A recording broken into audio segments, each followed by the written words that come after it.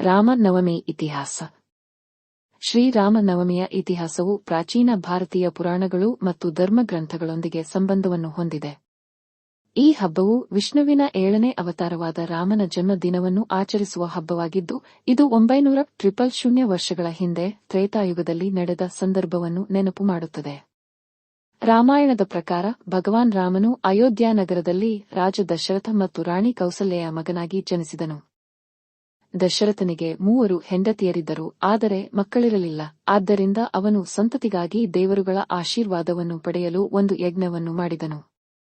ಪರಿಣಾಮವಾಗಿ ದೇವರುಗಳು ಅವನಿಗೆ 4 ಗಂಡು ಮಕ್ಕಳನ್ನು ಆಶೀರ್ವದಿಸಿದರು. ರಾಮನು ಹಿರಿಯ ಮಗನಾಗಿದ್ದು, ಈತ ಸದಾಚಾರ ಮತ್ತು ಸದ್ಗುಣದ ಸಾಕಾರ ಮೂರ್ತಿಯಾಗಿದ್ದ. ರಾಮನು ಚೈತ್ರ ಮಾಸದ 9ನೇ ದಿನದಂದು ಮಧ್ಯಾಹ್ನದ ಸಮಯದಲ್ಲಿ ಜನಿಸಿದನು.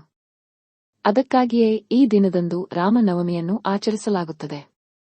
ರಾಮಾಯಣದಲ್ಲಿ ಚಿತ್ರಿಸಲಾದ ಭಗವಾನ್ ರಾಮನ ಜೀವನವು ಧೈರ್ಯ, ತ್ಯಾಗ, ಪ್ರೀತಿ ಮತ್ತು ಭಕ್ತಿಯ ಕಥೆಯಾಗಿದೆ. ಕಾಡಿನಲ್ಲಿ ರಾಮನ ವನವಾಸ, ರಾವಣನಿಂದ ಸೀತೆಯ ಅಪಹರಣ ಮತ್ತು ಸೀತೆಯನ್ನು ರಕ್ಷಿಸಲು ರಾವಣನೊಂದಿಗಿನ ಅವನ ಮಹಾಕಾವ್ಯ ಯುದ್ಧವು ಅವನ ಜೀವನದ ಕೆಲವು ಪ್ರಸಿದ್ಧ ಪ್ರಸಂಗಗಳಾಗಿವೆ. ಹಲವಾರು ಸವಾಲುಗಳು ಮತ್ತು ಕಷ್ಟಗಳನ್ನು ಎದುರಿಸುತ್ತಿದ್ದರೂ ರಾಮನು ಧರ್ಮಕ್ಕೆ ಬದ್ಧನಾಗಿ ದೃಢವಾಗಿ ನಡೆದುಕೊಂಡವನಾಗಿದ್ದನು. ಭಗವಾನ್ ರಾಮನ ಬೋಧನೆಗಳು ಮತ್ತು ಕಾರ್ಯಗಳು ಜನರಿಗೆ ಸದ್ಗುಣ, ಸದಾಚಾರ ಮತ್ತು ಕರುಣೆಯ ಜೀವನವನ್ನು ನಡೆಸಲು ಪ್ರೇರಣೆ ನೀಡಿವೆ. ರಾಮನವಮಿ ಕೇವಲ ರಾಮನ ಜನನವನ್ನು ಆಚರಿಸುವುದು ಮಾತ್ರವಲ್ಲ. ಇದು ಮಾನವಕುಲವನ್ನು ಉತ್ತಮ ಮತ್ತು ಹೆಚ್ಚು ಸಾಮರಸ್ಯದ ಅಸ್ತಿತ್ವದತ್ತ ಮಾರ್ಗದರ್ಶನ ಮಾಡುವ ಅವರ ಆದರ್ಶಗಳು ಮತ್ತು ತತ್ವಗಳನ್ನು ನಮ್ಮಲ್ಲಿ ರೂಪಿಸಿಕೊಳ್ಳುವಂತೆ ಪ್ರೇರೇಪಿಸುವುದಾಗಿದೆ.